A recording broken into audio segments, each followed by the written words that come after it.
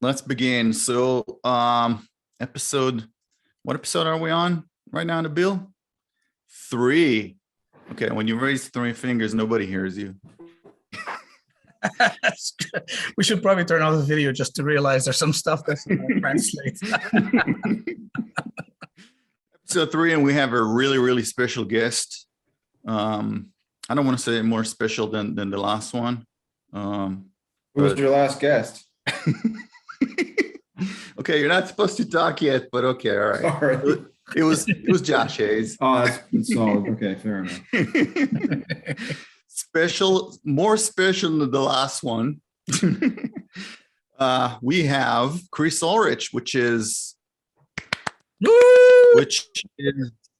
basically Chris and his family and his race team are, I think, in my opinion, are considered the patriarch of motorcycle road racing in the US. I mean, everything they did for the sport and the way they're so influential and instrumental in building the sport really from scratch and participating and helping and raising money and doing everything they can. They just live and breathe motorcycle road racing.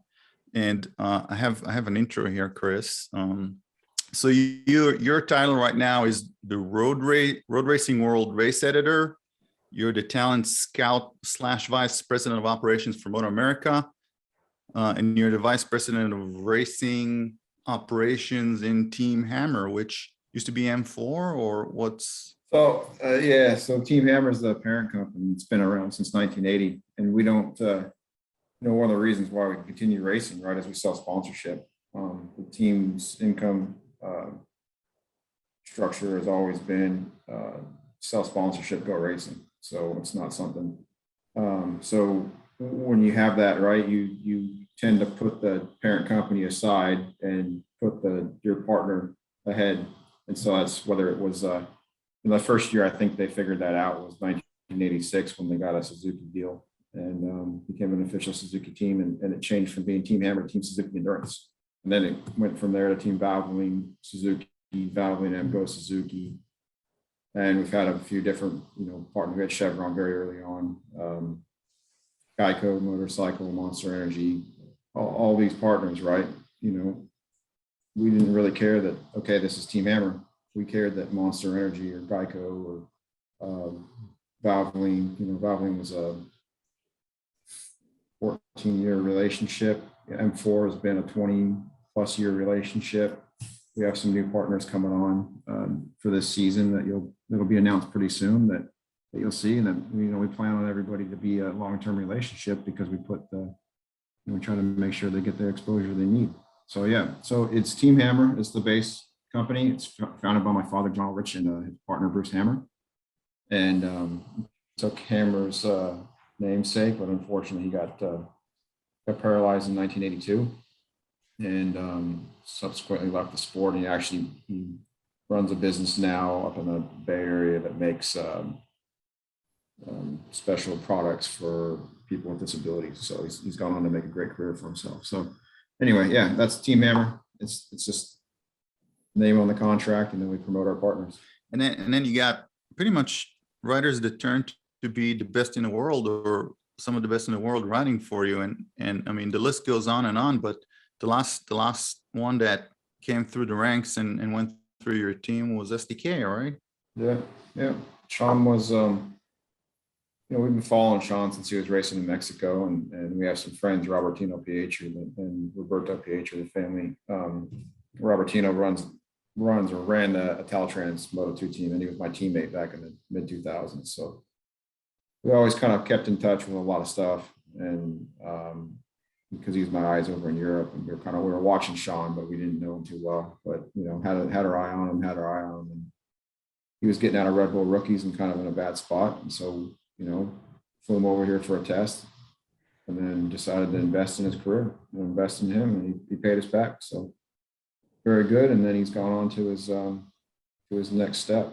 So I'm proud of the role we played in Sean, and also you got John Hopkins that came through our program in the late 90s, early 2000s, and Ben Spees, and I, And I, Schwantz, we I can remember. blame a little bit of claim to Schwantz, but not too much. I remember he did something he shouldn't have, which he never told you, that he couldn't race. There was a story. His hand was, I think his thumb was out, and he couldn't race for a season. Hopkins, right? Is that what happened? No, he when he was second term back at us, so we launched his career, got him over there, came back, he had some problems with his wrist that weren't disclosed, but you know, water under the bridge. He did a good job at the end of the season, and you know, it's all good. Okay. So out of all the talent that went through your ranks, how would you rank Nabil Kabani? Oh, man, tough call. Academy class of 2016. No, later, I think, no? Second year, I think it 17? was. Second or third year. 16. 16 then? Wow, it's been that You weren't long. in the group with Daniel. You weren't in the group with Daniel, the group afterwards. But Yeah. Daniel and Greg one group. And then, yeah, did a good job. He's a Good good student, good student, you know, got fit. He just has poor motorcycle choices. Oh. I'm gonna break my bike in for half a day. It's good. I knew that was coming. Isn't that supposed to be done on the dyno? So which bike did you bring to the academy, the MV or the R6? No, actually, he had the R6. It was the one R6. went, and then he decided to bring the yeah. Then he decided to get an MV after that, and then he decided to spend half a day or the whole day breaking it in Yeah. Yeah. on the racetrack. And then I, you know, broke in the engine really well until it broke. And now I have an 800 engine though. It's homologated again. But I'll tell you, we got to talk about Chris as a coach here. Besides his other illustrious accomplishments, he's by far one of my favorite coaches. He's the only one, and I've done a lot of coaching in the past with a lot of different people. Of course, never improved, but you know, thanks to Chris, I did. I think I dropped 8 seconds or 10 seconds in Fontana after the academy. But Chris was the only one who looked at everything. Like they'd look at your lines, your riding. He repositioned my foot pegs. He was looking at the body position when I'm on the bike and, you know, on the pit, just to make sure I'm comfortable. And it was completely rounded. And of course, at the beginning, you were talking about conditioning. It was like 3 words came out of his mouth. It's like, okay, you got to do 100 push-ups, 100 sit-ups, 100 squats, and 100 lunges every day. And it did help. It did help tremendously. I don't think I've improved much since. I'm ready for another academy. There you go. Boot camps. You know, you think about those, all that stuff and being well-rounded on the coaching side. A lot of people get these bikes and it's like, okay, they put rear sets on. They don't really think about where everything goes. And you underestimate the power of your feet on the motorcycle and how much that being able to move, you know, back and forth and the role your feet play in the bike and having them in the right position. When I raced, you know, I decided I was going to move my weight forward on the bike and get it a little bit farther forward from the, not from the pivot, but just, you know, a little bit farther forward towards the front of the engine. Threw my foot peg and I was able to, we were having some traction problems on the CBR 1000 while I was racing the thing. And, you know, I was able to reduce some spring rate by moving my weight forward. Tell us about your adventures in air fencing and how you're helping Motoamerica and other races. Just keep racers safe and alive. Yeah, so you know, the Roadracingworld Action Fund, that was founded in 2001. It was part of my father's Take Back the AMA campaign, and when he ran for the AMA board. But he you know, he grew up in an era like my father, you know, he's just kind of been in the business since 1970s, right? Been selling stuff to different magazines and worked at, you know, Cycle World, Cycle, Motorcyclist, Cycle News, you know, worked at all the other major players in the business, the moto journalist business. You know, that was kind of an era where we were killing off a lot of people, maiming people. Track safety was wasn't at the forefront, and the general attitude during that time was like, hey, if you don't like it, you can leave. And so, we get through the 80s and obviously we have a race team, right? You see a few of our guys get hurt, like our co-founder, Bruce Hammer, he crashed into a guardrail on the outside of the carousel at Motoamerica in May of 1982. Then in 1988, another rider, Russell Falk, he was, injured, fatally injured at Sonoma, but it was Sears Point back then, but now it's Sonoma Raceway. There used to be a big old embankment on the outside of turn 8, and he hit that. So 750 auger thing in. And then plus there's tons of other guys, right? Tons of guys that go through that. And anyway, as the years went, the safety got a little bit better. But now it's like, okay, we got this air fence stuff. Why don't we have more of them? AMA Pro at the time in 2001 had a couple, few sections, and we were asking to get more and more because, obviously we have this new technological advancements in rider safety, and it's an easy one, right? It's the cost isn't that high. You can put the stuff up and take it down, and it makes like tracks like Road Atlanta actually usable. And so they told them, whatever, no, we can't get it, and if we're going to get it, we don't need it. We're going to get it. It's going to be the end of the season. You can't do anything about it. So we put an editorial up on Roadracingworld.com and said, hey, look, I'm buying a section of the stuff. Which I think at the time, a section was somewhere between $2,000 and $3,000. It's been 21 years since we did that. So laid out his own money. Said, okay, I'm buying a section. Who's with me? Next thing you know, we got Yamaha in, we got Suzuki in, we got regular donors, fans, industry types, and we're buying sections. And, instantly we ordered the stuff and we had it deployed. I don't know the exact amount of time, but it was pretty short, right? I think that went out from the time of that to the deployment. The first deployment was that we had it delivered and it was deployed at Road Atlanta for the spring race. So that was right around probably the end of April, maybe early May.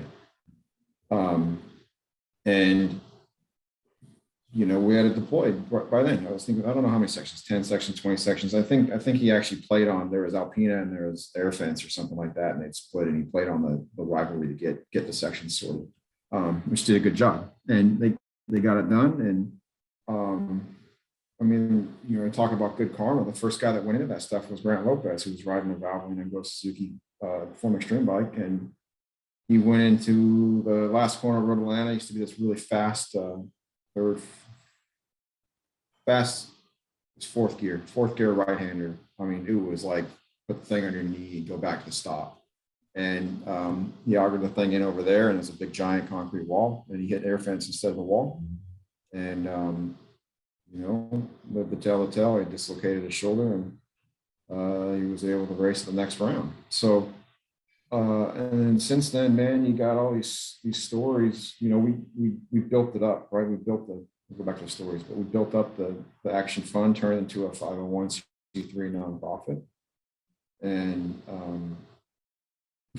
now we deploy every section of air fence that's deployed at Motoamerica is owned by the Road Racingworld Action Fund. In fact, we just got some donations this year, about $150,000 through all the stuff that we did for the Action Fund, some private donors, the money I raised through two-seaters for them, all the fines, like you get a speeding fine and a ticket, right? You gotta pay, and the donation goes to the Action Fund, which is a great program too. And then obviously the two-seater, they sell tickets and then we raise money using two-seat rides at those races. And that was, we had some private donors, and one of the private donors was the CEO of Medallia, and I actually gave him a two-seat ride at Laguna. So hopefully I played a little role in that. But we own all those sections, and then we have accrued so much air fence that now we're CCS has a bunch of sections, and we've covered, through all my fundraising at Fontana, we've covered Fontana, or Auto Club Speedway. So everybody that goes to Fast Track Riders Day or Rear West, that's all air fence that was purchased by the Action Fund through fundraising, especially the 2-seat fundraiser through at the end of the fall. And then, David Piles and Ahmad and those guys did a lot of fund matching, with that program too, and did a good job. But then we also have, AFM has some sections, N2 has sections, the guys at Blackhawk. So, but anyway, through all that fundraising, right, we've been able to get the money, purchase it, disperse it, and we've saved countless lives. You look at just at Motoamerica stuff, like Kyle Wyman's crash at Barber a few years ago when he went back first into the air fence at over 100. And you got Yates. Yates had a pretty gnarly crash in some air fence at Sonoma a few years ago, back when he was racing in the late 2000s or mid 2000s. So, it can save countless lives, right? It's kind of funny because a lot of people talk, and you and your family, you just do, right? I'm buying this air fence. Who's with me, right? Here's a section. Let's start. It was the same with 2014 when we didn't have any racing, right? And your dad went like, yeah, we're starting a league. We're doing a shootout. Let's do 3 rounds, right? Yeah.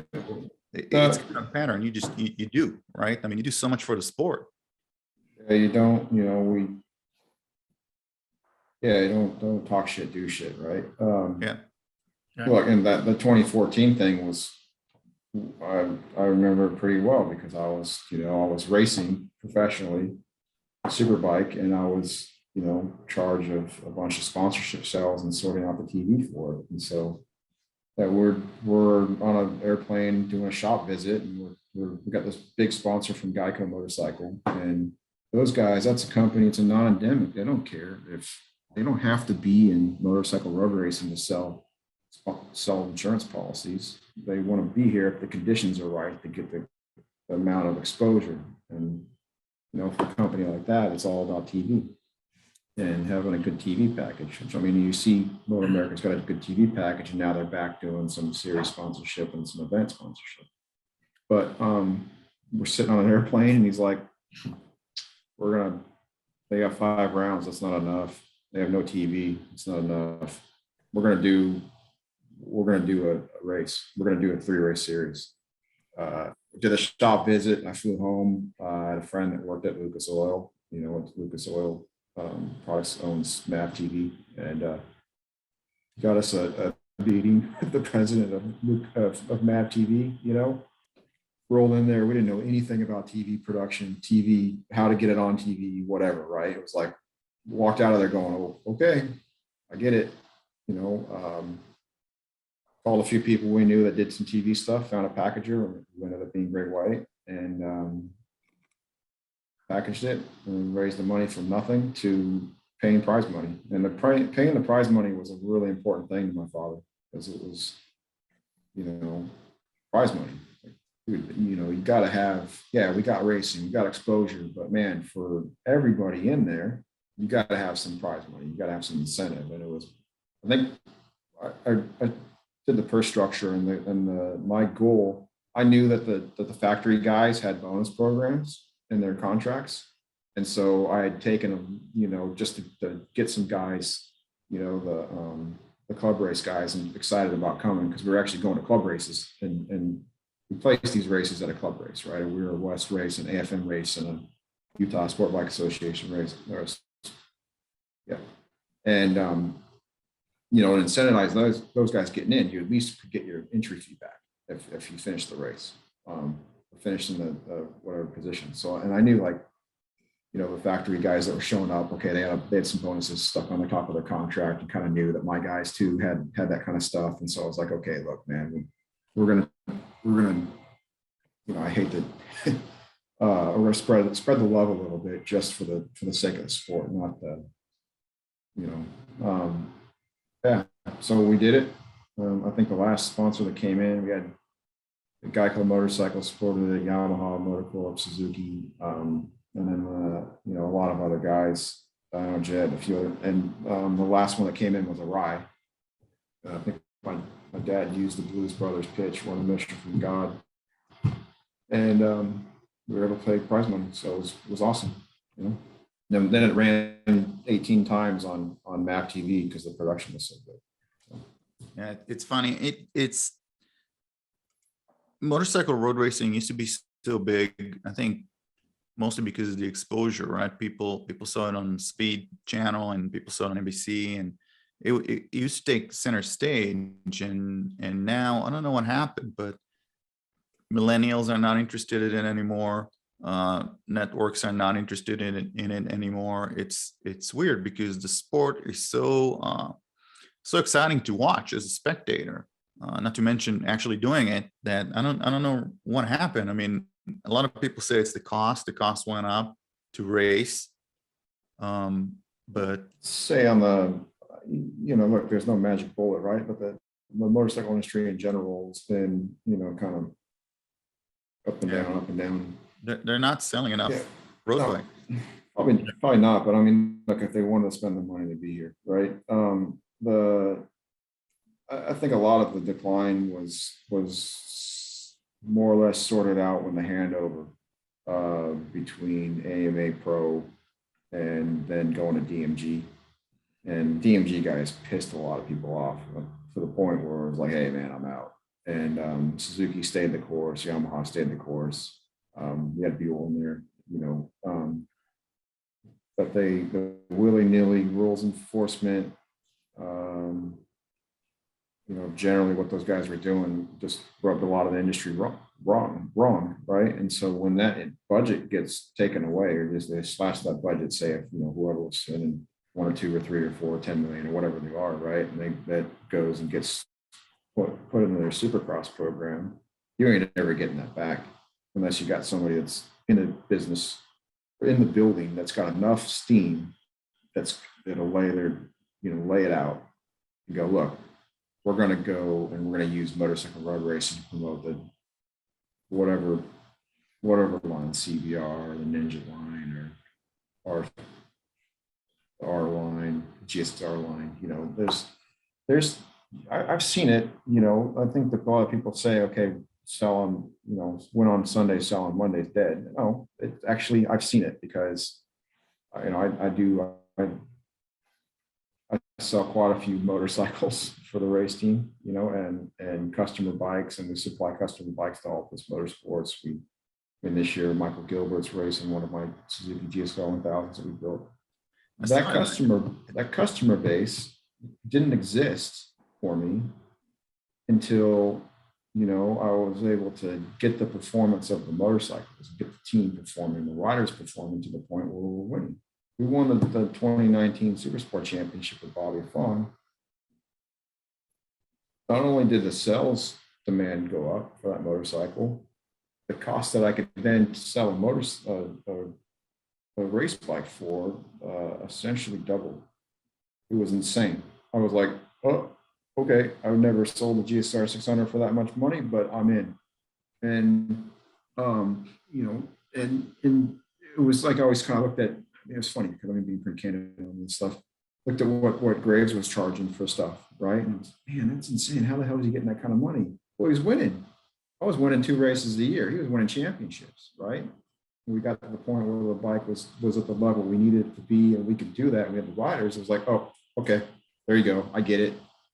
Same with other guys that are selling motorcycles. So selling specifically race bikes, high quality stuff. Right, but if it doesn't have the performance, they're not going to sell it. So now there's enough demand. I think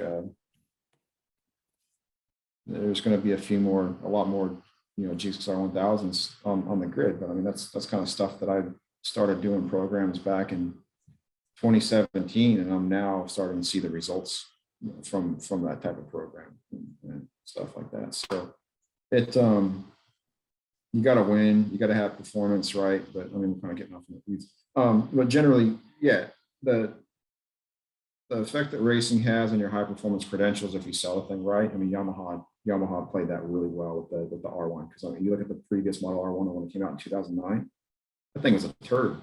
That was the best selling 1000 for years, and it's because they were able to successfully tie it to not only the MotoGP program but also their championship winning Yamaha racing team. So, and that put them right at the front. Whereas, the other guys that didn't have that type of program, didn't do as well. So I think you got to be here. And I think that, going to my own opinion, that all great impressions are local. And I don't think that, it's more impressive for those guys to watch a Sean Dillon Kelly or Cam Bobier or whoever it is to win on their home track, right? You go to Sonoma or you race at Fontana or you race at Atlanta, and holy crap, my guys are here. Big fan. Wow, how'd that guy go that fast? How are they doing 23s around Road Atlanta? And it's impressive, right? How fast those guys can go. And that's more impressive to the guys, and they want to go get out on the racetrack and emulate those individuals and have some fun. And that creates the brand loyalty. That's a lot more than, say, watching some dude over in Italy going around Magellan. Yeah, which I heard. But if they want it, but the point is, if they want to spend the money, they would spend the money. So, but they're not going to. Currently, I think the big situation is they're not. Some companies are different than others. I know very well what's going on over at one. But the other ones that aren't actually in the paddock, right? You're not going to get that budget away from the Supercross program, especially one that's winning. And those things are packing 7. And Italian bikes, I mean, they have really big budgets, and they're not spending it in Motoamerica or local races, right? You don't see Aprilias and Ducatis filling out the grids, and we are, right? No. It's starting. I do want to talk about current racing, but before we stray too far from the air fence, so Chris, for the 2.5 people that listen to this, to donate to the air fence program, I saw on your website, so roadracingworld.com/action fund, and then the PayPal address is rwaf@roadracingworld.com, right? Yep. Okay. And it's tax deductible because it's a non-501c3 nonprofit, and like I said, it not only benefits professional motorcycle racers, but it also benefits track day riders and the whole community that goes out to the racetrack. I think one note on that, we've done such a good job of normalizing having good safety and good air fence that now it's riders demand it, so it's worth it, and it's good. It's wonderful, and it's saving countless lives. So it's rwaf@roadracingworld.com, and also they can come to. You're still going to do the 2-up rides in Fontana? Not sure, man. Since I moved, it's a little bit more difficult to run that fundraiser. But if you're going to a Motoamerica race and you want to donate, you can come up and do a direct donation and go for a 2-seat ride, and that's $350. And then if they also sell a $500 ticket package where you get a paddock pass and parking pass and all that stuff, and then $350 of that, around $350 of that goes to the Action Fund on the donation. So we run every day, Friday, Saturday, Sunday. Our window, is between 30 and 50 minutes. So sometimes an hour, but yeah, you get through a lot of rides in 60 minutes. So, do you have any funny stories you can tell us about the 2-up rides? And you can leave names out. My wife hasn't ridden on the back of a motorcycle since 2005 because of a 2-seat ride. She shouldn't have. Man, we were just dating at the time. She shouldn't have stood me up. Like I had a date, find this date to go rent this nice magazine bike to go around the canyons. She stood me up, and I was like, "Oh man, bummer." And then we got dating, and hey, we're gonna go to the racetrack. I'm gonna get some 2-seat rides, try to raise some money. She said, "Oh, okay, we'll go." Suited her up. Both my sisters went, and she thought we went around the oval at Fontana, but I mean, it was one of the rides where straight out of the pits, me on the deck in turn 3. She ain't been on the back since. So, very supportive of my racing when I raced and my career afterwards, but hasn't been on the back of the bike since. So maybe I should have. A few reporters doing some stuff, art guys. I mean, I've been on a couple 2-seat rides. I went on one with Scott Russell and one with Kyle Wyman to get a taste of my medicine, so I do know how it is. So, yeah, I mean, now we've gone. The program's evolved from just being a bunch of, not scaring, but giving media, the A-ticket ride, the gnarly ride, so they can actually speak properly about our sport, that was the foundation of that program. We started in 2001. It's morphed into a fan experience, media experience, fan experience, and then a fundraiser for the Action Fund. And the goal is we want to create fans. We want to give a once in a lifetime experience. But we also want them to get off the bike and still like the sport and like us. So, if you're keen, we go. If you're a little more apprehensive, then we'll build into the ride, but you're still gonna be we'll do some wheelies and skids, and you're gonna definitely go fast when people are watching. So think about it like the NASCAR experience that they give to fans, only fast, right? Yeah, faster with no cage. No We cage. have all the gear too for the Motoamerica stuff, right? We have 30 sets of leathers, 30 helmets, all that stuff. So we have all the gear if you want to go, and if you're worried about COVID stuff, we do sanitize it after every ride. So Of course, yeah, we're all worried care. about the flu, right? Yeah. But the experience is awesome. I've brought friends Yeah. who've done it. I've done it myself. If you're a fan and you want to go on a roller coaster ride, then you've never ridden a motorcycle or just ride them mildly, it's a whole different world. And if you're an advanced rider or a track rider and you want to really see how fast a bike can go in the right hands and the G forces that you should be able to experience, I mean, honestly, it's a great way to make a step forward in your riding. Yeah. Now that you guys are doing it at Motoamerica, that's kind of awesome because you get to experience the tracks that you probably will never ride. Yeah, it's for the track day guy, right? And that fundraiser was so much fun because we go blowing by some people with the passenger, and they come in, pay the donation, get on the back, learn a few things, and go back out on their own bike and go faster. So that was fun. And then the bucket, it's kind of the bucket list deal at these races, at the Motoamerica races, because you can go out there and like the fans are there. They're on the side of the track. We're doing this at lunchtime, or we're doing it at day, and they're still there. They're still watching. They're cheering. Doing the blue thing and all that other stuff. So it's definitely, you get that kind of electric environment that you get at a live sports event, and it's especially more intense because you're on the back of the bike ripping around. That's awesome. Okay, so we're talking about Motoamerica. What's your prediction for this year?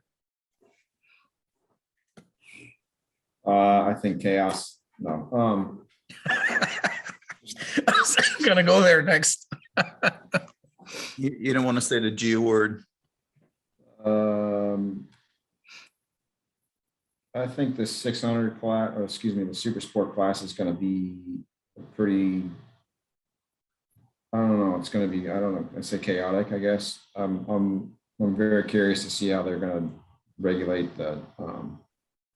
Do the balancing, right? I'm part of the process right now because I'm homologating the GSR 750 for that category, and so we've designed the the ride by wire bottles, and we're doing all that other stuff that we need to do to get the thing homologated and submitting all that. And so we're also developing a next gen GSR 600 for that, so I know what power that makes too. So it's like we're going to end up racing 750s whenever it gets homologated, but.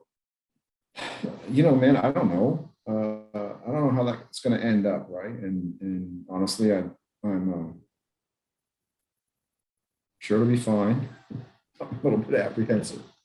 Superbike, that's a tough class. It's a tough class to compete. So if you talk about the program that I run, I think the thing that's been missed in the last few, excuse me.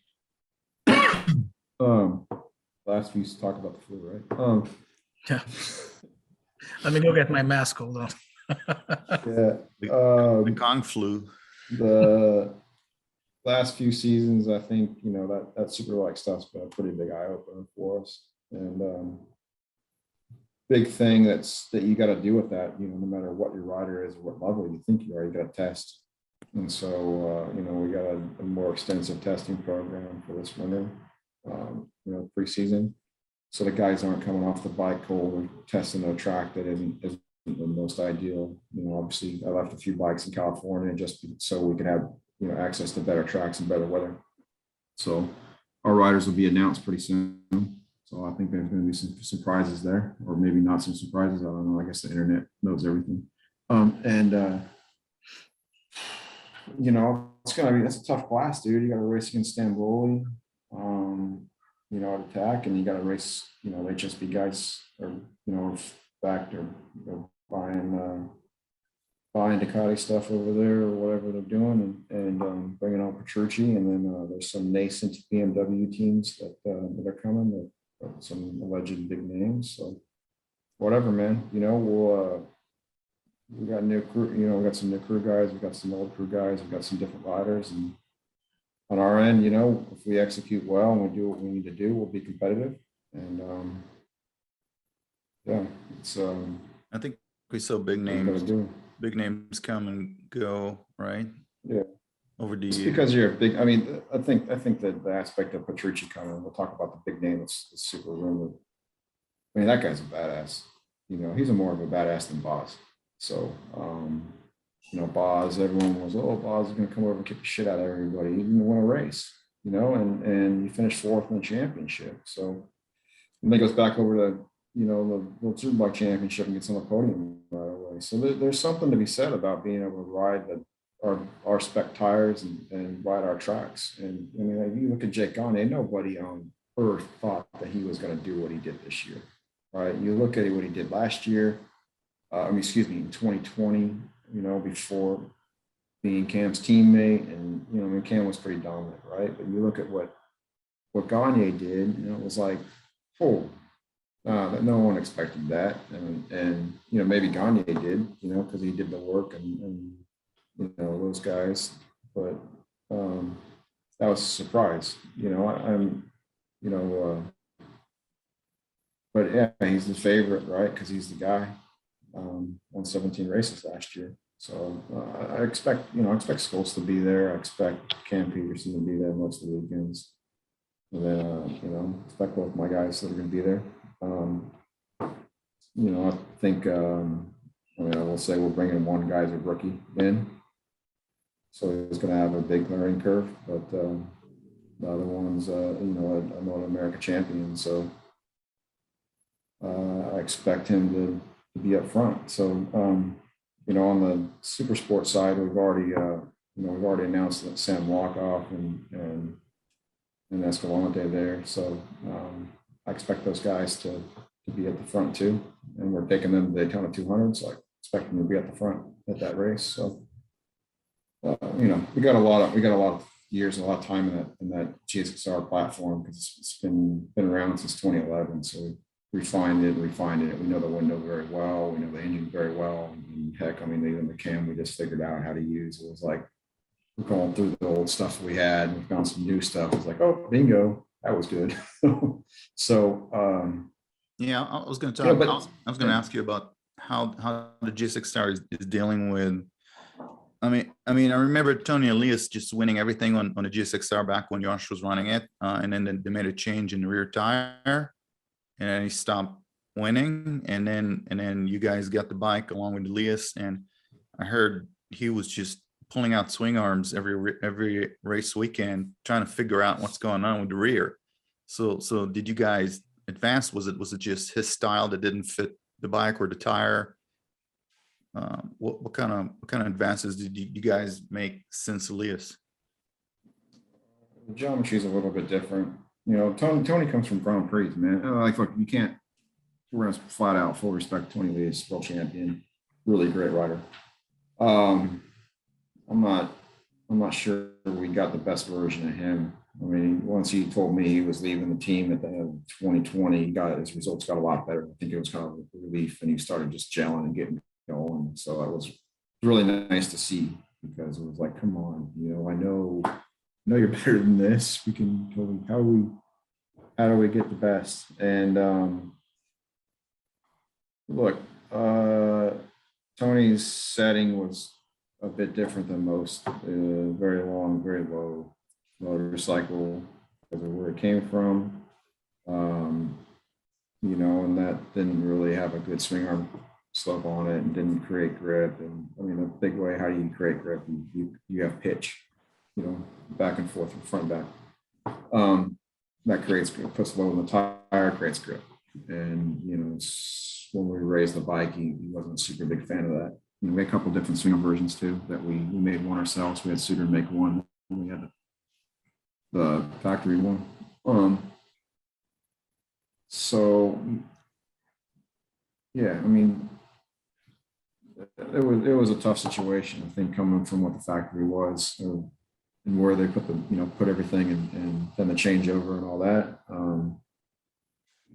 You know, we put the best crew that we had with that particular program, kept his electronics guy, you know, and maybe it was all in his head, I don't know. But I mean, look, at the end of the year, he pulled his thumb out and he started doing some great things. He led some races, had some poles, and you can't diss his talent. You know, maybe it was just a situation that wasn't so great. But I mean, on the other hand, we had Bobby Fong in the garage next door, and, you know, and he was finished on the podium, winning races, and just getting on with the job.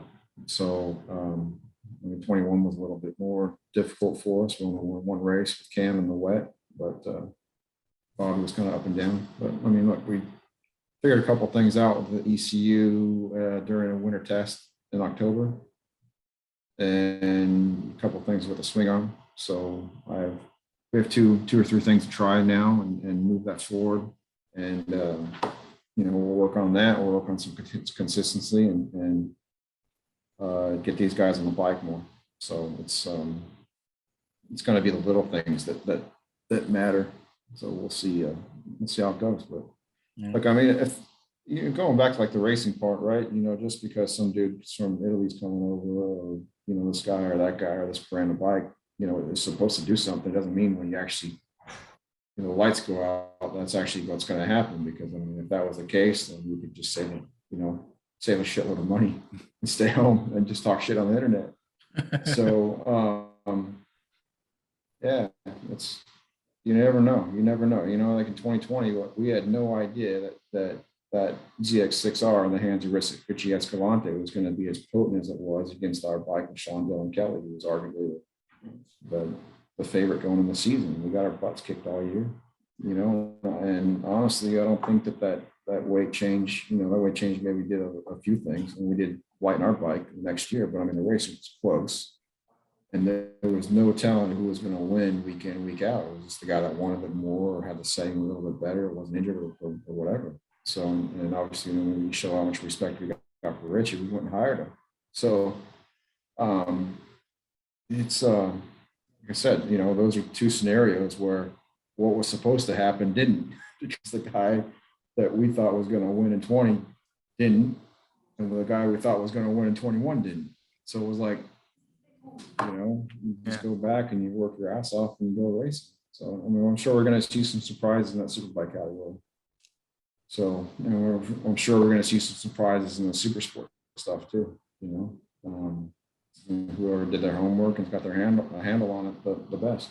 And has a little bit of luck, right? Yeah. Well, I would draw your attention. Which bike dominated the Jerez test for World Supersport? I don't know. And Via Augusta. Yep. What was it? Was it a next gen, or was it open? Well, no, I think it's the current bike. They just put an 800 engine in it. Yeah, but they got the solo ECU, and they knocked the throttles down and all this other stuff. It's different when the factory is running it, right? Because they'll change an engine every round, right? So I don't know if there's engine limits. You know, there's limits, and actually there's bigger limits. They're tighter for the bigger engines. It's like 3.5 engines every 5 races, and the other guys are like 2.5. But they got the first and the fourth place. So Keenan Sofuoglu rode because the Ken couldn't make it, apparently. He had COVID. And then you had who next? They didn't run Ducatis, unlike the US. They didn't run Ducatis in the test. Yeah, I think that the mapping for the Ducati, the torque mapping over at in Italy for that the place was getting done first or second week of January for that. So I'm sure the maps aren't quite sorted out. I think the wire looms are, but the maps aren't. So that's coming. I don't even know I don't know when the 750 engine is going on. Yeah, I know it's there. So, and then I shipped it. So, Yeah. yeah, it's quite a process, and like I think they got a handle on torque mapping part and how they're going to regulate it, but how it actually gets applied and executed, I guess I'm leery about it, but we'll see. I mean, the deeper I get into this project, you learn you learn a few things. And I know quite a bit generally from all that stuff, but it was like just, a lot of waiting around. Yeah. So we're not sure Herring's going to win race 1 in Motoamerica. You never know. I'm like, the guy's running 1,000. How can he not win? Yeah, you think about what's going on. It's we've just gone back to like the early 2000s, mid 90s superbike rules. 750s versus 999. Yeah. It was 888 Ducati 916 955. What was the displacement of the last Tesla Strata engine? That was 955. I think 999. 998. Yeah. Oh yeah, 999. 998. Yeah. Well, okay. The test. Yeah, because that was the 998. Because that was. It's funny, all those races where you got all those motorcycles that really don't belong on the track with each other. I mean, I saw the last round, the Wera round in Vegas, and it was Harleys against SVs 650s, and you would see the SV just goes by the Harley in the corner, and then the Harley just takes them, in the straight, right? And you're looking at it and you go like, okay, yeah, they both have 2 cylinders, but do they really belong on the track with each other? I mean, you're not measuring ability of riders. You're not even getting good racing here. You're just, getting something that more suited to a track day.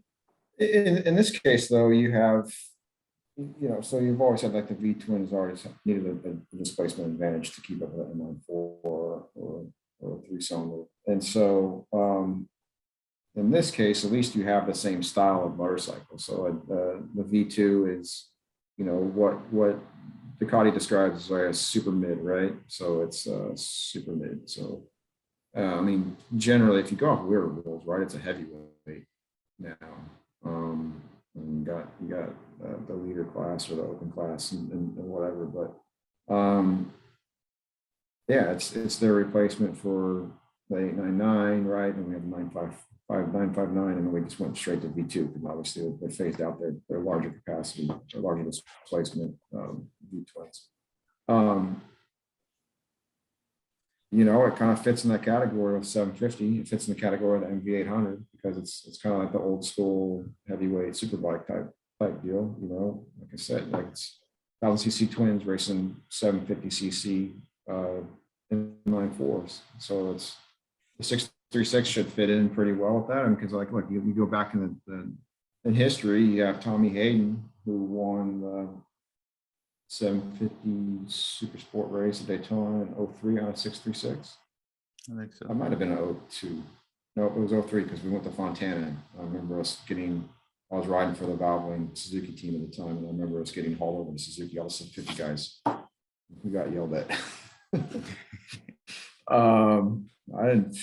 Hell, I got smoked. I crashed and broke all my ribs, so I was just sitting in the back anyway.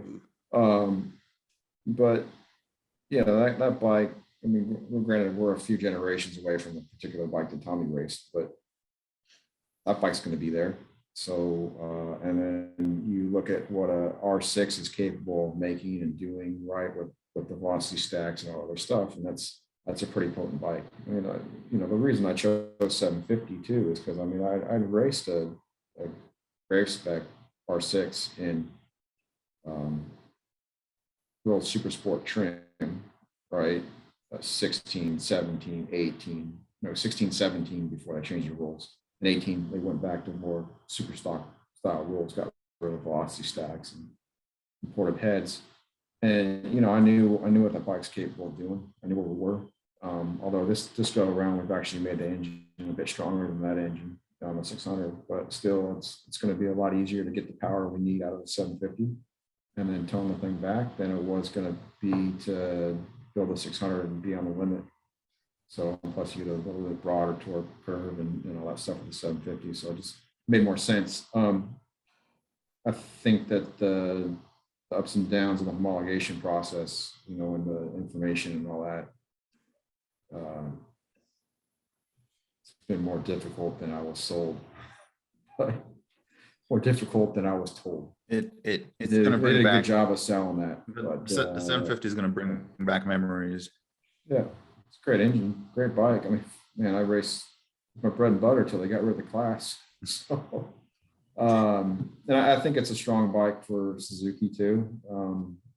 It's a shared platform with the 600, so it's the chassis information we have is going to translate. So I'm not super worried about that. I'm just more getting our hands on the software and getting our hands on the ECU and going through, you know, how the engine brake stuff works, how the ride-by-wire is going to work. I mean, it's pretty tricky, man. We built the ride-by-wire system for that. So I'm the sole supplier. Team Hammer Inc.'s the sole supplier for the ride-by-wire on that. I was going to ask you where all the stuff's coming from. I mean, Suzuki Japan, Yoshimura Japan, Yoshimura US. Team Hammer Inc. So you're making everything. Yeah. Oh, that's cool. Is it going to be on the website? Can we buy it?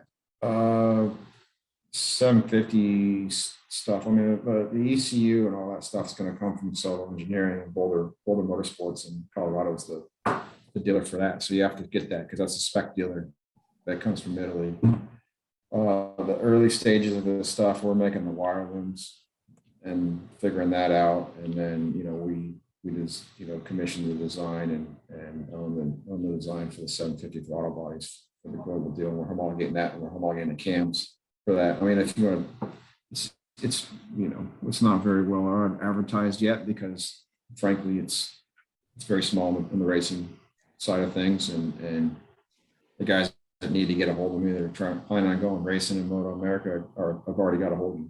And once the list comes out, it'll be done. You know, it'd be great to be able to say offer that kind of package to a track day rider or something like that has a 750 if they want to spend the money. But we got to walk before we crawl on that. You know, let's get the racing stuff sorted, get all the R&D done on it, and dialed in, and then we can offer it to the public.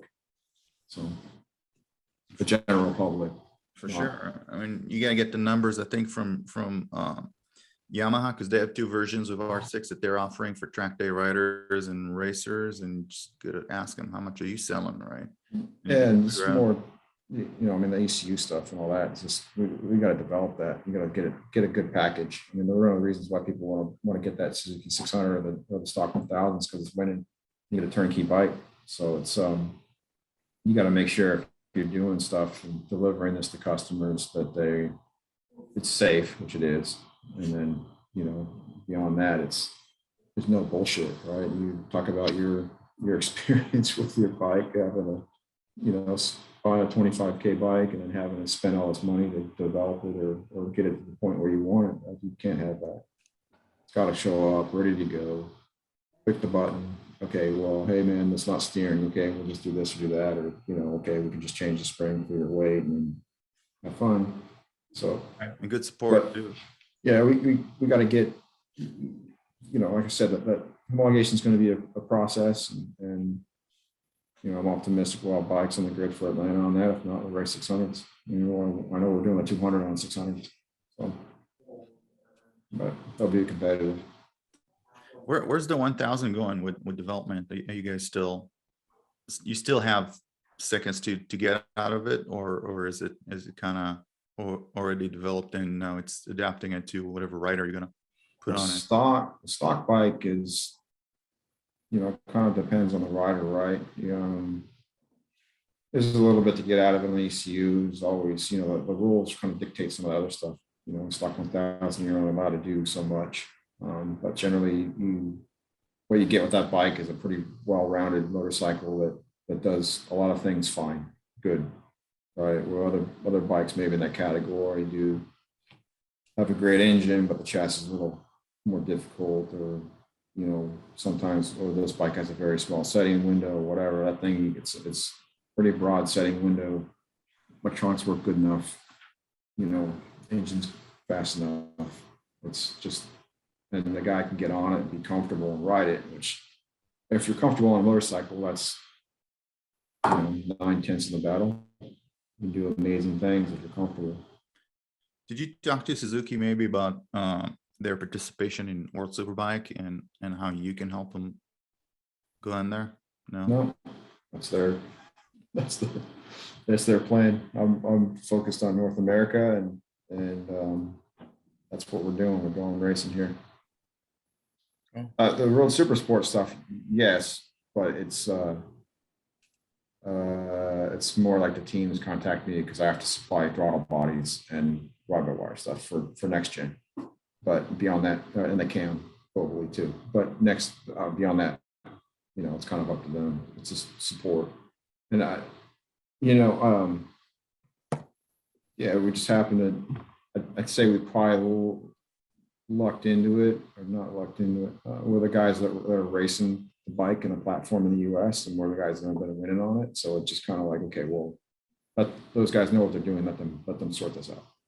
Yeah, I know the reason that I bought the Chicksters is because it's a little long in the tooth, because it's very developed, because there's parts to it, because I know the engine's not going to blow up, because I know it's a proven platform capable of winning, even though I can't win as a rider, right? It's just track days and, you know, maybe a little bit light wear, but would Suzuki keep you in the loop if something new is coming down the pipe with them, so you can start developing it early? Yeah, I don't know. Depends on the situation, you know.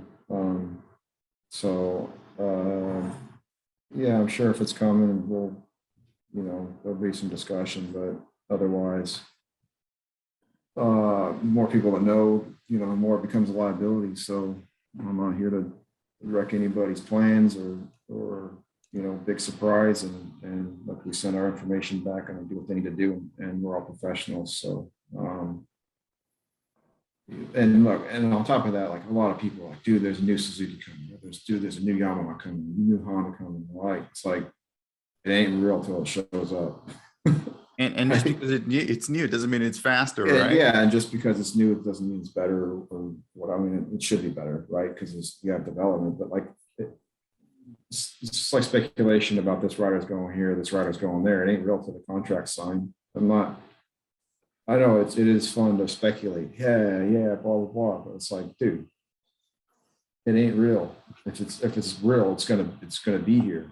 Or, you know, and look, you got a business plan for building motorcycles, and what they're gonna amortize the cost of the unit, you know, going out however many years, however they work it nowadays. And they got to do what they got to do to make money and all that. So it's, yeah.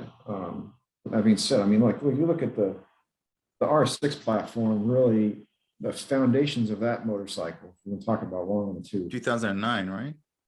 2008. 06. 6.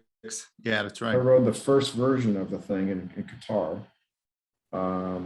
Little stiff. They came out in 08, rode that version at Laguna, and that one had a little bit softer chassis in terms of, man, see how good my memory is. It was the lateral. I think they lightened up the lateral, lessened the lateral, a little bit of the vertical twist. The torsional stuff was okay, but it just made it more user friendly, basically. And then they have the more or less carried that. They fixed the white rotor cockpit on that thing in 08 too. So then obviously we got new. Man, when we get new body work. We got new bodywork in 17. Yeah. 17. Yeah. And And a new fuel tank. New fork. Yeah, different fork. And that project was actually driven by the US, you know, the shape of the tank and all that stuff, product plan in the US, which they got a pretty solid, on the magazine side, you look at it, they got a pretty solid product planning group over in Yamaha in the United States. So yeah, so that was driven by that. And then, you know, you look at R1 came in 15, they had kept the same general engine and chassis architecture for the next one, but improved the crank, changed the angle of the injectors, and a few other things. So I mean, like, you know, R6 is still here. It's basically the 2006 version with some upgrades, more or less. You know, still a potent motorcycle. And then you got the Suzuki GXR 600 that's more or less the same thing from 2011. But it's still Basically, like the Gixxer is the newest platform, right? From 2017. I don't know, man. I can't remember when that thing came out with the. I can't remember when the ZX6 platform changed over. I just know. I mean, I did all the press launches for those other ones. I did the ZX6 one too. 18, I think. Yeah, okay. I did that press launch too. I was at Vegas. Yeah. So, but that was an upgrade. I mean, all they did was lower the price. It's under 10 grand. I'll take it. Under 10 grand, but they also made the thing meet Euro 4, or pretty close to Euro 4 without ride-by-wire. Maybe it was Euro 5 without ride-by-wire. That was a pretty good task for that, and didn't really make the thing look that ugly. I mean, you look at all these new bikes now, they got these giant mufflers and these catalyzers and catalytic converters because they all got to meet Euro 5. So it's kind of used to ugly exhaust pipes. It's kind of funny that it wasn't, I mean, the R1 wasn't selling for the longest time because there was no way to flash it, right? And then someone found a way to flash it and people started buying it again. But they really should sell motorcycles with the kit already, you know, in a box saying, hey, if this is not street legal, it's going to void your warranty, but if you're taking it to the track, here's the software, here's the way to flash it, here's the racing exhaust, right? Yeah, I think the hand-in software over the most guys, you know, I mean, they got that pretty trick add-on, the YCCR, whatever the data is, right? Not YCCT, that's the Yamaha chip control throttle. And then we have the other stuff, but they have the data acquisition system. Someone in the comments can bag on me for not remembering that one, but and they got some cool add-ons. But generally, I think that flashing ECUs and stuff like that is, you got to have someone that really knows what they're doing. Otherwise, it could lead to, you know, some pretty big disaster. So I think they did sell an aftermarket kit that turned off like the headlights and all that stuff that you plugged in a few years ago, but I can't remember. I have to go read the story again because there's been so many. And even look at the Hayabusa. Like the Hayabusas, got last time I did that press launch was 07, and then they just reintroduced it again with ride-by-wire and Euro 5 compliant and all that stuff. Same chassis and engine architecture. Less power.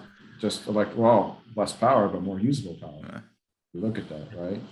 Slightly, but that's all Euro 5 stuff. And hell, man, when you got 1,340 cc's, do you always need more? But like, do you really need more? Yes. No, You can still not if you hear not if you hear the speed at which the Kawasaki went H2 with Tony Elias on the front straight in Fontana.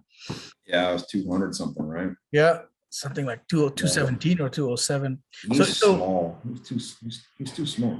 I know. He's like $1 million worth of titanium. Aerodynamic. He is aerodynamic. Yeah.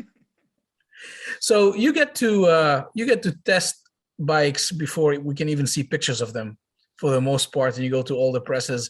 So some anecdotes or what, you know, kind of bikes you like for what purpose, and the ones you've tested recently, like what's a good track bike, what's a good road bike, what's a good platform. You know, generally, like, look, you can't really knock the fit and finish and of Japanese motorcycles, right? Because they're all generally okay. These things, sometimes they're not the most exciting, but look, you're going to be able to put the thing on, and it's going to run. It's going to run for a very long time. You know, so but like, shit, I haven't run the M yet on the BMW, but every version before that, and their World Super bike and some other stuff. That's pretty solid, right? The BMW, but it's a bit of a weapon. The GSRs are all like it's funny because I've ridden the first GSXR 1000 that came out in '01. That was like my second press launch. And to now, and they all have the same general feel, which is kind of amazing actually. Even though like because the chassis design's changed, but it's the same like sensations that the Suzuki gives you, nice rounded chassis and all that. So pretty solid platform. I think so. You look at the riding part of everything, and so we'll look at it a little bit as a coach, right? So from Chris the coach, USMCA certified coach, by the way. Yay! I know it's good. Yeah, That's another labor of love, right? That's I've been volunteering with the USMCA, United States Motorcycle Coaching Association, since 2016. It goes, and to improve coaching, to create a better network of coaching. But anyway, that more volunteer. No, that's a great thing, because I remember we were going in a direction where everybody was becoming a coach, and that was getting to be pretty dangerous. I mean, if you went to 2 track days, all of a sudden you were a coach and you were having people coming and training with you, and I'm like, I don't think you're qualified. Yeah. No, you gotta have some solid fundamentals. So I'd say like on the bike choice, right? You got a couple of ways you look at your bikes. So obviously, like Nabil, you're an MV fan. You like that MV, you like looking at it, you like riding it. Okay, for whatever it is, and that's kind of like your bike. And then you got Gal, who went and bought an Aprilia because he thought it was going to be badass. Two Aprilias. Two Aprilias, and then went, oh, this isn't very much fun. I'm going to go back on a Suzuki. So it kind of comes down to a few different things, right? How often you ride, your skill level, whatever, what you really like. Okay. And I think like what's going to make you like stare at it in the garage and go, I'm going to load that bike up and go racetrack because that's badass. I kind of do the same thing with bicycles. Right.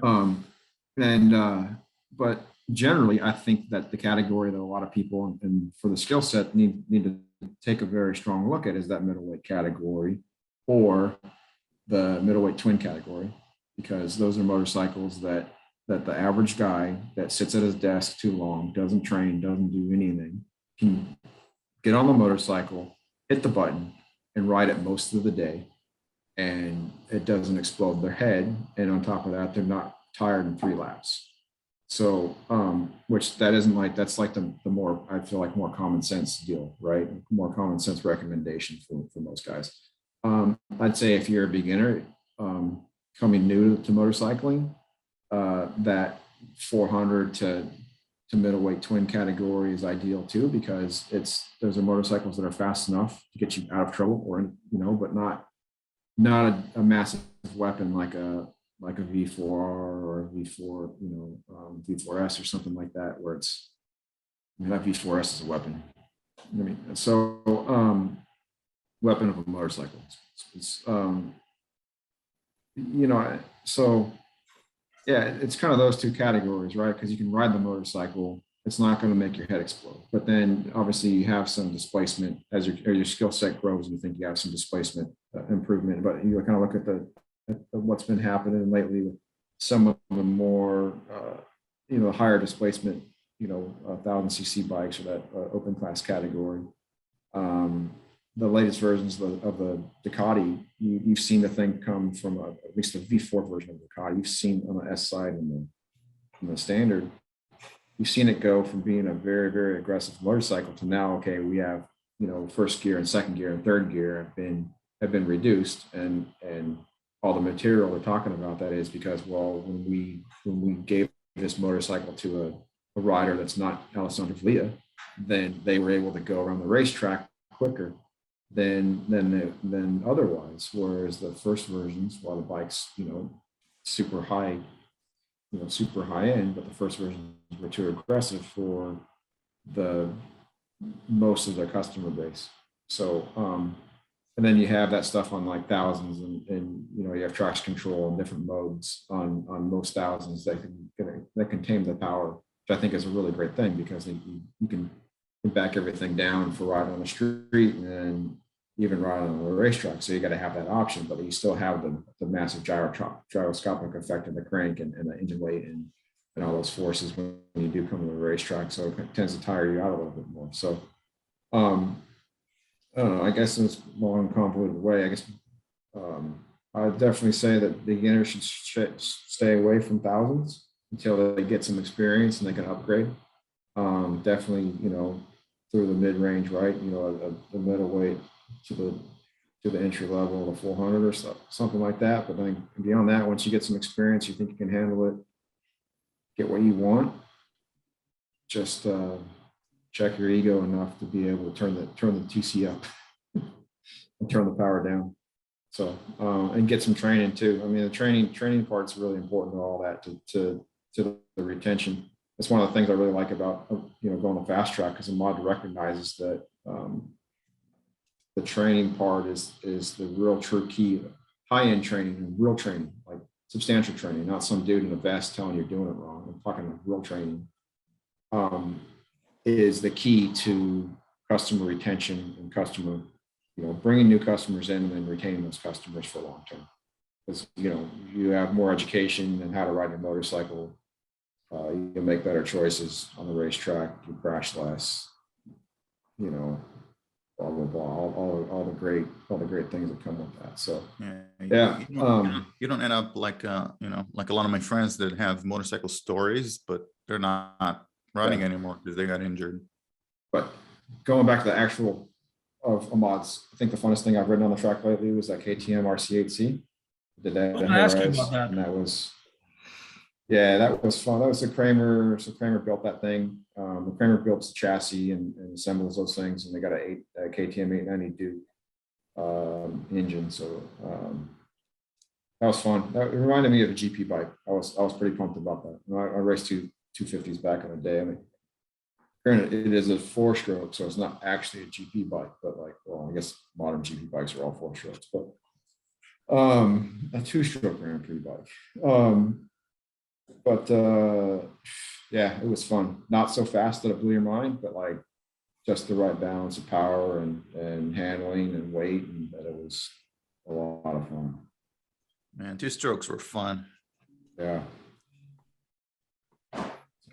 No engine braking. Yeah. That's cool. Can you? I'm sorry, you wanted to say something?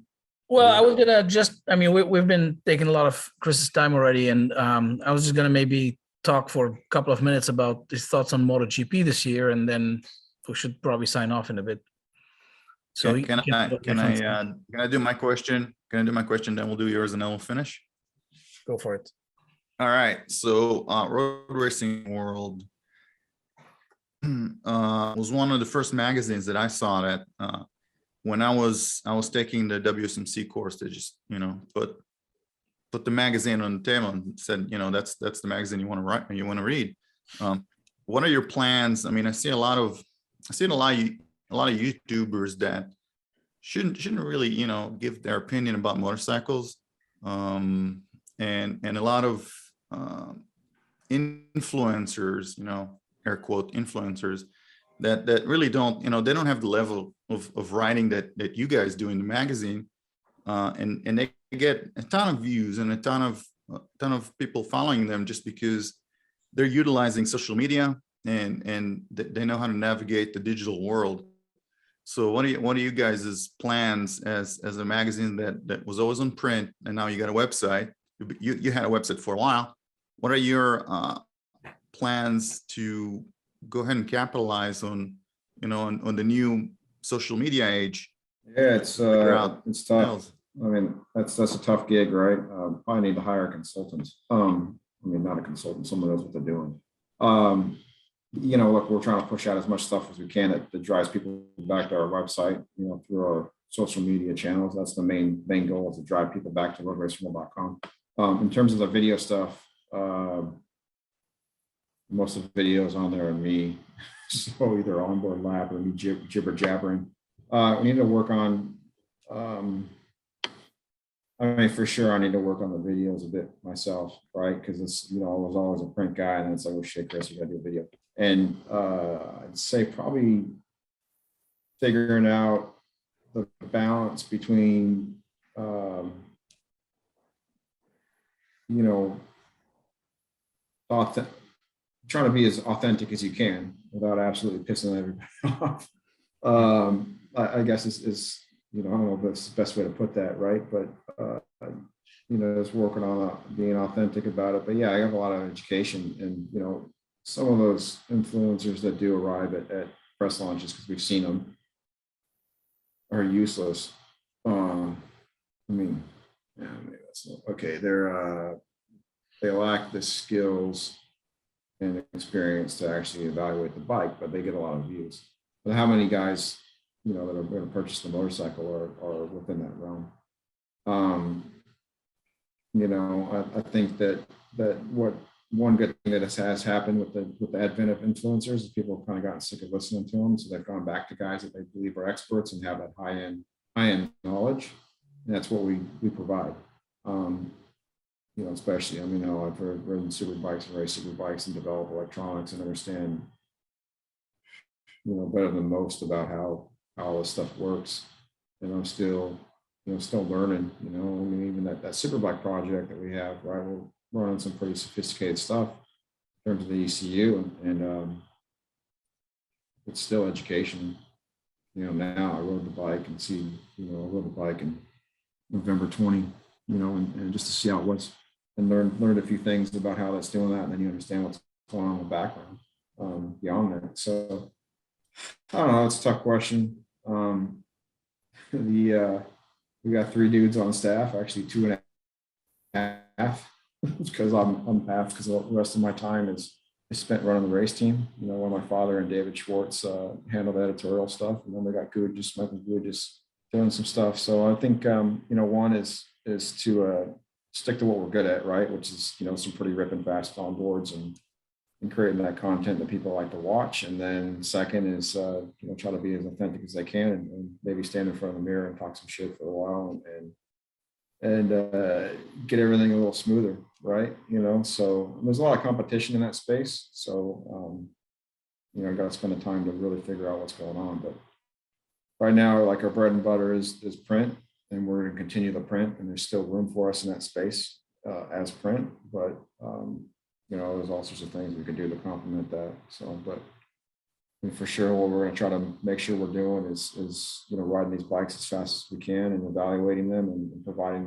the in-depth technical analysis that you know, that people are looking for. Yeah, I mean, there's for the longest time there was a problem with honesty in journalism, right? There still is, but not in motorcycle journalism. It's just that everywhere else except motorcycling now. Everywhere else except motorcycling. that people would just, you know, you need sponsorship, so you're going to say good things about the motorcycle, and then the next generation comes up, and all of a sudden the old motorcycles was, you know, it wasn't good anymore, and the new one solves all the problems that, you know, the old one all of a sudden has, right?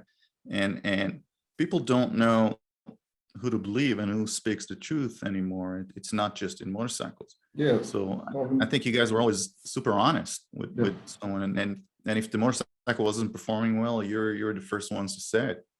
Yeah, we've had a few meetings about stuff like that, you know. So yeah, it is what it is. I mean, you're gonna lose credibility if you're not laying it out there, and yeah, you know, not every bike is perfect, and, you know, sometimes bikes are you know, bikes are meant for different guys, you know, different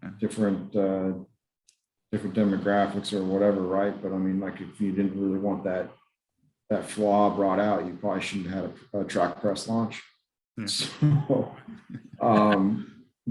you know, it is what it is. So, you know, we'll try our best. You know, it's a family run. Both these organizations are, like, the team is family run. It's founded in 1980, and the magazine was founded in 1990. So by my father. That's a whole other story. So family run operations, and we'll try to make sure we adapt the best we can with the times. So sometimes there's a bit of a lag, especially on the magazine side, but the race team side, we're pushing along and doing what we need to do. I think what you need to do is learn a few dance moves and get on TikTok. Yeah, another social media platform. I don't know how many there are, man. It's like, you know, TikTok passed Google in views. no. Yeah, Google is no longer #1 website in the world. It's TikTok. You know, actually, my kid started a YouTube channel the other day with his buddies jumping his thing, and a couple of his videos got more views than some of the videos I did. And it was like, I'm fired. You should edit my videos. Look, you're talking to the guy. I was one of the original software engineers that built Break.com, if you remember that website. And it had it just had funny videos, 2005, 2006, 2007, and we got 12 million unique a day just looking at those videos, right? So I kind of know what's going to be, you know, Great, you're editing my next video. Yeah. We'll have to talk after this. Yeah, I mean, I was just looking. You know, I think half the. Sorry, to cut you off. I mean, half the time, it's like I look at the video and go, man, I look like an idiot. I'm not gonna put that video out. I actually have 3 videos in the queue right now that I'm like, all right, dude, I just gotta do it. I mean, they make sense, they're great, right? But Mr. Personality is the guy, and you know, it's you know, the problem is like we're having a good conversation here, we're talking, you know, and I'm pretty relaxed and chilling out, and then like I go on the YouTube thing to be Mr. Presenter guy, and it's just like, come on, man, you know. So the struggles, like the struggles there. It's Did you count how many times you say you know, it's you know is the big word for me. But I, you know, like I get in this this environment, talking to Nabil, talking to you, and we're just shooting the shit about motorcycle stuff, and it's like, you know, you see, you know, yeah, we're good. And yeah, it's a bit different. So probably be a bit more relaxed. I mean, I got a pretty dry sense of humor on top of that, so that has a tendency to rub some people the wrong way. And you made my girlfriend laugh. You made my girlfriend laugh the other day. We're on the couch watching videos of you just trying to prepare for the interview, and you start talking about pumping the back shock. I forgot which channel it was, on the throttle, I think. Yeah. And you said, you know, on a road bike, you know, whoever's on the back, she could be thin, she could be fat, depending on your flavor. And my girlfriend just start cracking up. That's got to be from 2009. Yeah, when you put that Yosh linkage. That's when you could turned out we just had the ride height. You know, there was a new bike, and we were going through the range of stuff, and we had the ride height so freaking tall. We had to lower the thing, get it to like that, which is more or less the way every Suzuki likes to be, is a little bit lower in the back and a little bit higher in the front. Magic. But anyway, yeah, that was causing my pump. Yeah, so you're problem in front of the camera. There's companies that are actually going to teach you. If you ever been to a software launch, one of the big companies, Twilio or Apple, their CEOs, they spend 3 weeks just getting coached how to be on camera and how to deliver that speech, right? So you might want to do that. Maybe Toastmasters. They have online groups. Yeah, I was going to do that. Mr. Personality is coming out. Well, we've kept it or just PG relaxing. so I'm very impressed. What's that? We've PG? kept it PG so far, so very impressed. I said the S word a few times. I know F words. So yeah, we've been good. It's the internet. We can say whatever the fuck we want. There you go. I mean, the Bills hung out with me plenty of times at the racetrack, so I think every other word was. So Bill, you had a question. You had that last question. Oh yeah. Well, I mean, you know, what's everybody's mind? Who's gonna win MotoGP this year, according to you? I need to do my you're okay. So obviously not Valentino Rossi. You should offer him. You should offer him to be a wild card over here around. Man, it costs too much money. Man, look, there's a couple of guys you can't really count out, right? So if you look at if Marquez is healthy, his wrist or shoulder, I guess it was if his arm is good, right, and his shoulders are good, and his eye is healed. So if he's a healthy guy, pretty hard to count him out because, I mean, look at the track record, you know, ups and downs. You know, even when he was injured, he still managed to win a few races last year before he. So he's hard to bet on, you know, hard to bet against. Definitely how the eye thing, you know, the eye injury affected him too. I mean, because that eye thing it's pretty important. And like say when you have a concussion, a gnarly concussion like that, it ends up the processor, right? Your brain can't keep up fast enough. It's not operating fast enough. So you end up getting really tired when you try to come back too early from a concussion in a lot of times. So, you know, as long as he's fully healed from that and his, you know, fitness is good, then he's going to be a weapon. I think Bagnaia is going to be quite quick.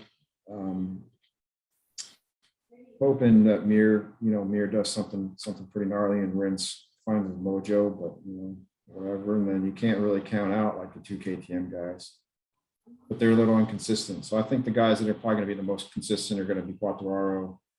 Depending if Yamaha made some improvements, Quartararo, Bagnaia, and Marquez, and then beyond that, you know, it's kind of like maybe you'll get throw in a rip and ride from Oliveira or a rip and ride from Binder or something like that. I don't know. Miller's probably gonna be thereabouts, but you watch him and you watch the nuts and bolts of Miller, like from trackside, and see he's not very precise in terms of his bike placement and consistency. And so I think, you know, that has compared to some of the other guys. And so I think that can be problematic. I just remember watching turn one at Valencia a few years ago, trackside, you know, standing there watching Miller go through, and he was, you know, a couple of feet off the curb compared to what the other guys needed to do. And he was pretty inconsistent about where he actually was. So, anyway, if you can clean that up, that'll be good. But I mean, he rips, but definitely got a set of balls on him. I don't expect Dovizioso to do much. Maybe Morbidelli if he's healthy, but the top three guys are going to probably be Marquez, Bagnaia, and Quartararo, and it all depends on where Quartararo's head is, and motivated after winning that World Championship and then seeing what Yamaha can do with the bike. And Moto2, let's go to Moto2. Sean Dillon, Kelly, and Cambobier 1-2 every week. One can hope and dream. Well, you know, actually, Sean Dillon, Kelly, Cambobier, and Joe Roberts. Coincidentally, two of those guys, Joe Roberts and Sean Dillon Kelly, you know, both rode for Team Hammer Inc. and won races for Team Hammer Inc. We had played a significant role in their early careers. So, Bobier, it's funny because we were actually trying to hire Bobier between 11 and 12 to ride the 600. And we were talking to him, but we were waiting around for Martin Cardenas because we felt like we owed Martin. And, you know, talking to him. And this is when we had the Geico Suzuki deal. And Bobier's dad, Jeff, called up my dad and was like, hey, look, you know, we got this offer from Yamaha. You know, well, since you called us first, and were talking to us, then we wanted to tell you, you know, and be respectful and just, you know, give you it. And my dad was like, okay, you got the Yamaha offer, you can get in your van and drive down to Cyprus and go sign that deal. We'll figure it out. You know, worked out pretty well for him. So, I mean, we still won. We beat him in the championship that year. So I guess short-term gain, long-term loss. Yeah. But he's done a great career. So, you know, didn't actually get to work directly with him, but I'm a big fan of Cam. So, but for sure, I would I think Sean's going to do well. He's got a very high work ethic, good talent. You know, not sure he's the most talented guy, but definitely a high level of talent. But if he lacks any talent, he works hard. Like, dude, like studies at home. His fitness is really good. You know, well-rounded fitness program, well-rounded mental program. You know, I think he's in a good position. Very coachable too. That's a big key for everything. Joe, if Joe wakes up on the right side of the bed and everything works good for him, and it goes the way that he believes it should go, he's going to be very, very good. So, Wow, you're telling us the exact same things that Josh Hayes told us in a different way. yeah, I think Cam's second year with him, they figured some things out. Crew chief last year figured some things out, some other stuff. Pretty good. Yeah. Do you have any upcoming talent down the pipe that you keep your eye on? Yeah, Sam Lockoff's good.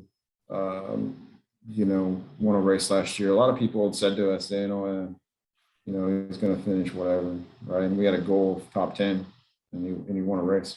So on the podium, I can't remember how many. Tyler Scott's quite good, U.S. kid. So I think there's some other sleepers. I think that the big problem is that in the U.S. is I think that a lot of the parents go, okay, well, I have to go to Europe to make my kid, allow my kid to have a career. Well, Tyler Scott went there, did Rebel Rookies, went to Spain, and then came back to the U.S. and went in here. Sean Dillon Kelly did the same thing. He went to Spain, he went to Rebel Rookies, did 3 seasons, spent tons of money, right? Had to come back to have a career, came here, made money, turned around, worked on his, it's not like you come to our program and it's like, oh, we have a good bike. It's like, hey, bud, okay, you're doing good here. You need to work on this, this, and this on your fitness. Okay, well, here's your data acquisition. Here's your data acquisition compared to your teammate that's a lot faster. Here's how you use the data acquisition. This is how we're going to do this. Oh, this is what this setting feels like. And so when you come to our program, you may be pretty new and have some talent. You're going to leave our program a better rider, more well-rounded, more, better education. And you're going to be prepared to the next step of the career, right? So if Sean didn't go to the American racing team, right, to go Moto2, we would have had a contract on the table for him to race a Superbike, flat out. And that was the plan, that was the goal, okay? But I think that he needs to go to GP, and I think he can do well in GP. And if he does well, then he can go, maybe potentially go into MotoGP, depending on, results. But I think it's there's something to be said to be able to get yourself into a program and get the education you need to then, go to the next step. Not very many teams in the paddock actually have a decent ladder system. We had Twins Cup, right, which that program went away after 20.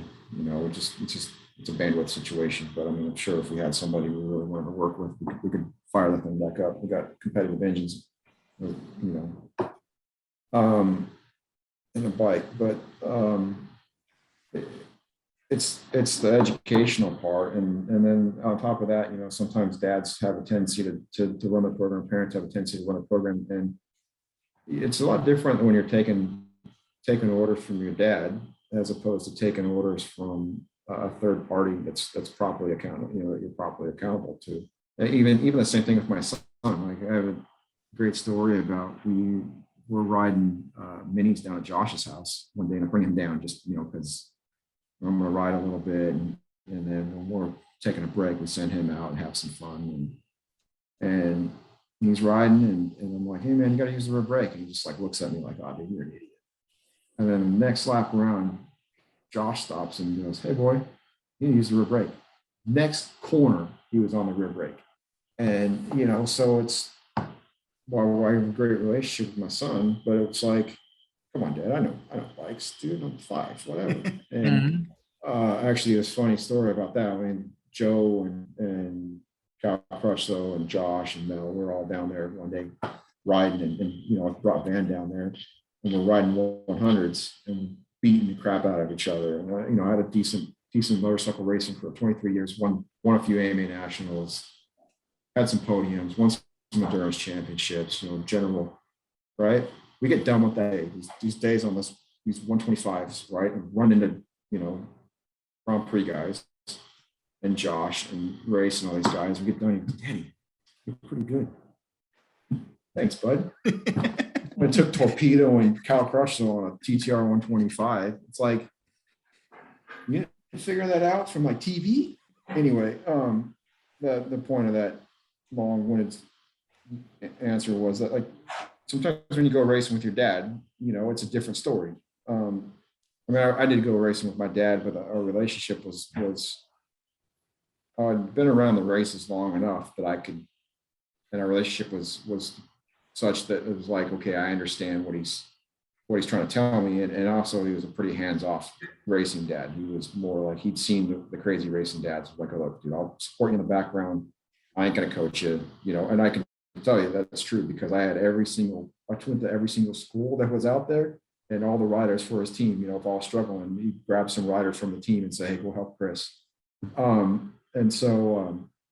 But some dads are pretty overbearing and it can be difficult and hard in the relationship. So getting in a program like this, we can kind of push the dad aside. Hey man, go watch him, right? You can be in the pits, you do whatever, go chill out. We got it.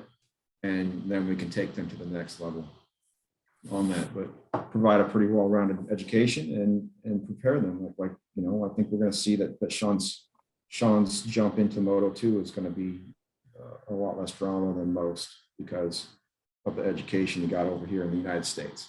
So, I mean, granted, the Italians and the Spanish and all that have a big, you know, big programs like that. And in fact, I mean, I think that they just raised the age limit.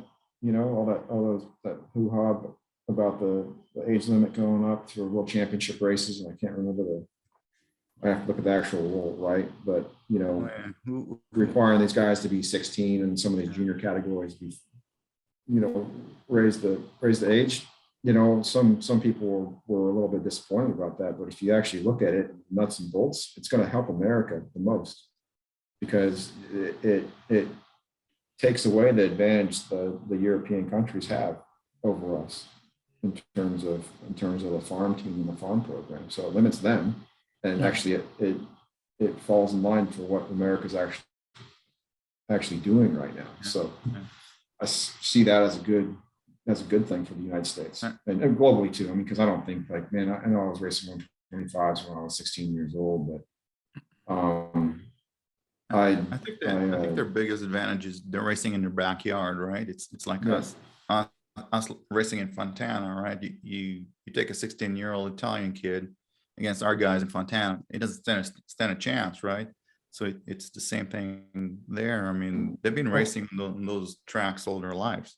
Yeah, but they also have a few-year advantage, you know, jump start, right? So they have a couple, at least 2 or 3 seasons where they're on that higher displacement motorcycle because they can be, you know, and then our kids get on those things and we go, you know, so now that takes that advantage away. So, and I think that's good too. I mean, I think that the age correct age and skill set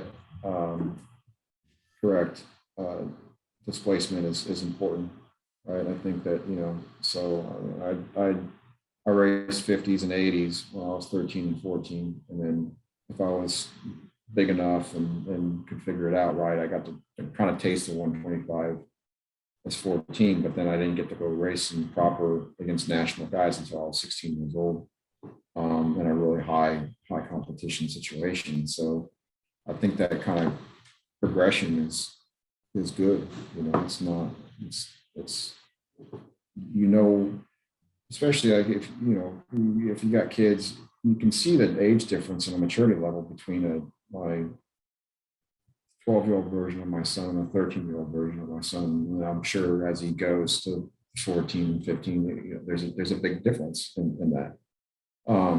Even my daughter and stuff, and so you see in youth sports too. You know, you play against this kid or that kid, or whatever age they are. It's pretty gnarly.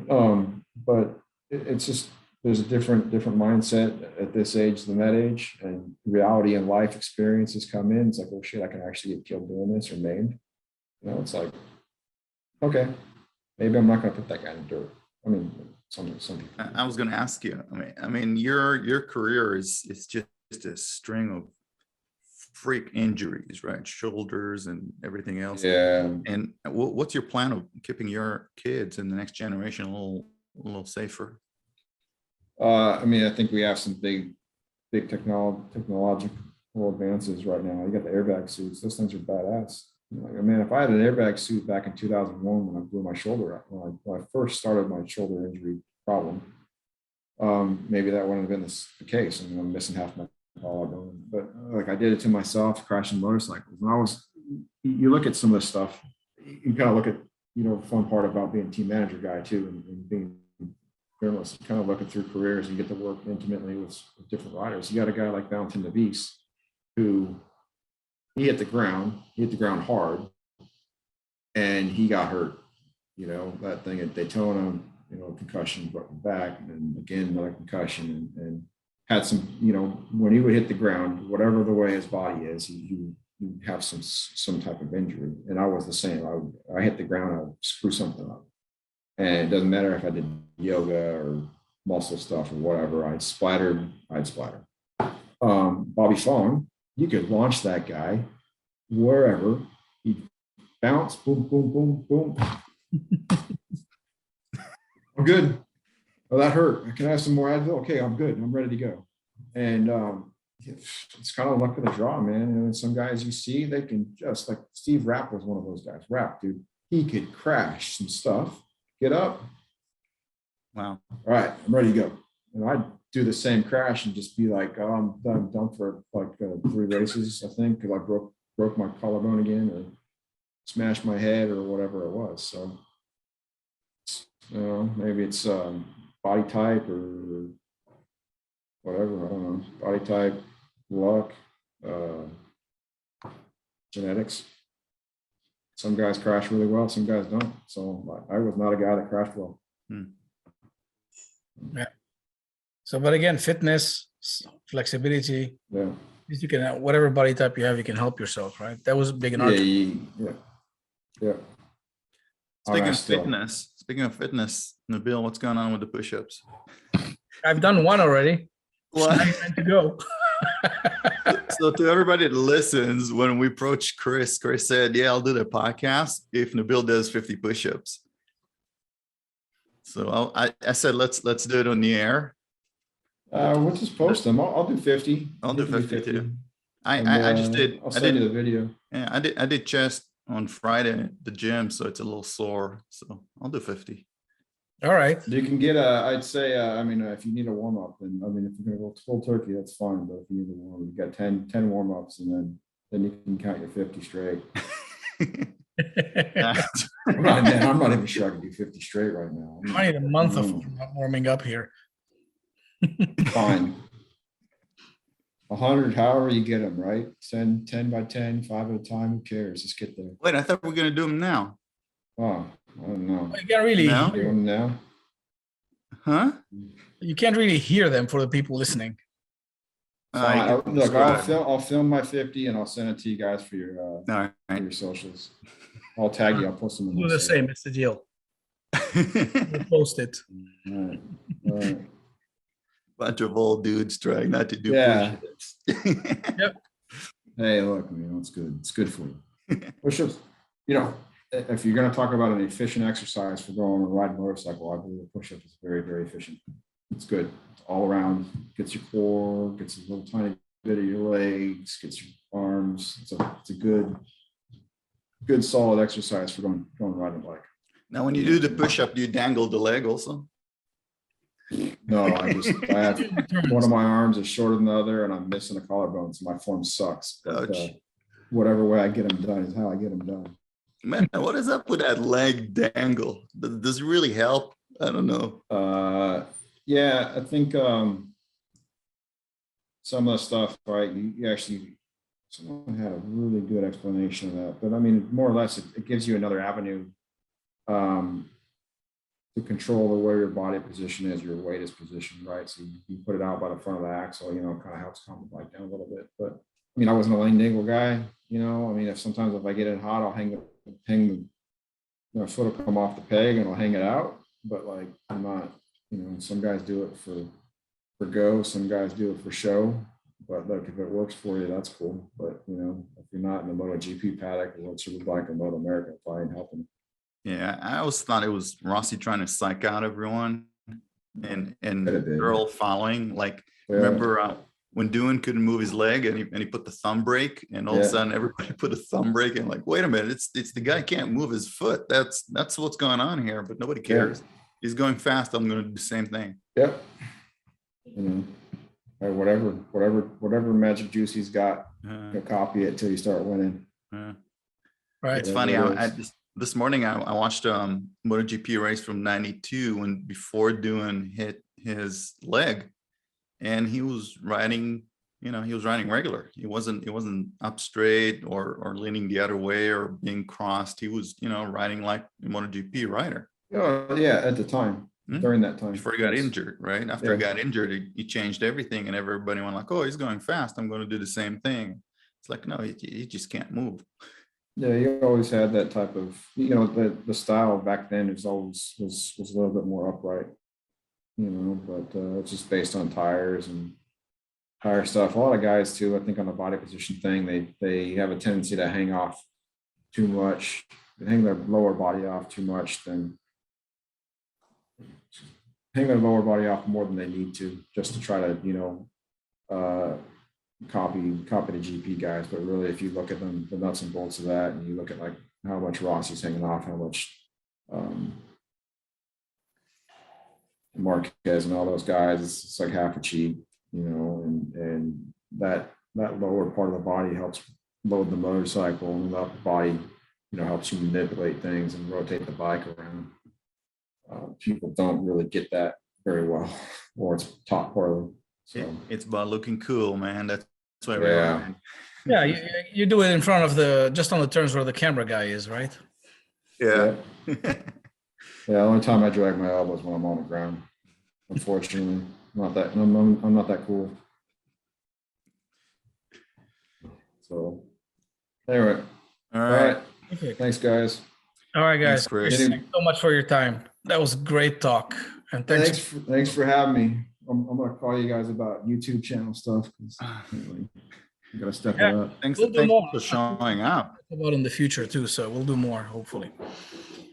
All right, cool. Hopefully I see you guys this is January, March at the fast track. My bike's still being built. Dude, March. It's in 2 months. I don't know, man. It's been at Kerry's shop for 4 months now. So he said he's still waiting for an engine stand. Maybe you should send him an engine stand. So Which one? Going. I got a 2021 Gixxer 1000. He needs an engine stand. I don't know what he's going to do to the engine. No. He says he's waiting on it from his friend, but it'll be good. It's a hypercycle bike, right? yeah, He does a good job. He'll be faster than the rider, that's for sure. Yeah. Right. We raced against Kerry a lot. Back in the day. Yeah, well, cool. Well, hopefully we'll see you guys out there. Yeah. Thanks, Chris. Great. All right. Thanks.